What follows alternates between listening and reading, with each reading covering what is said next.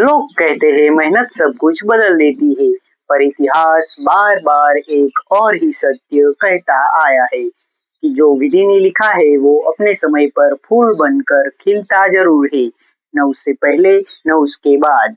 महाभारत में भीम जन्म से ही गदा युद्ध में अद्वितीय योद्धा थे, परंतु वो राजा नहीं बने। राज मिला उस युधिष्ठिर को जिसने पूरा जीवन संयम में रखा, फिर भी द्रौपदी का अपमान नहीं रोक पाए। क्या ये उनकी क्षमता की कमी थी? नहीं, ये विधि का विधान था।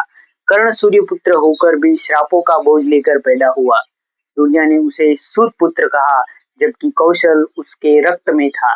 तो भगवान श्री कृष्ण ने भी कहा, कर्ण, मैं तुम्हारी महानता बदल सकता हूँ, पर तुम्हारा भाग्य नहीं, क्योंकि उसे तो तुम अपने जन्म से ही निभाने के लिए आए हो। बुद्ध के पिता ने उन्हें महल में बंद रखा, ये सोचकर कि वो कभी दुख न देखेंगे, और जब दुख नहीं देखेंगे तो सन्यासी भी नहीं बनेंगे। परंतु जब विधि का समय आया तो एक क्षण में उन्होंने सिंहासन छोड़ दिया और दुनिया उन्हें तथागत के नाम से जानने लगी। न उन्हें पिता रोक सके न राज, क्योंकि निर्णय ऊपर से था। मीरा ने भी राजमहल छोड़ा, शाहजहां ने जेल में अपने अंतिम दिन गुजारे, छत्रपति शिवाजी महाराज का राज्य छीनने को सैकड़ों साजिशें हुई, पर जो उनका था वो किसी से हिम्मत नहीं हुई कि उनसे छीन पाए, क्योंकि वो भी विधि के संरक्षण में था।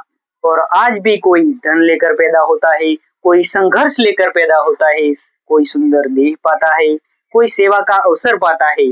किसी के जीवन में प्रशंसा लिखी है, किसी के जीवन में अपमान। ये संयोग नहीं है, ये निर्धारण है।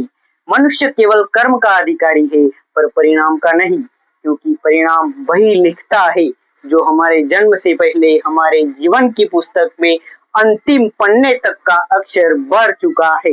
इसलिए सरल रहो, सहज रहो, कर्म करते जाओ, फल की चिंता उस पर छोड़ दो, क्योंकि मुहूर्त न जन्म का बदलता है न मृत्यु का। और जब ये दोनों ही निश्चित है तो बाकी सब हमारी पकड़ में तो है ही नहीं, सिवाय हमारे सद्कर्मों की।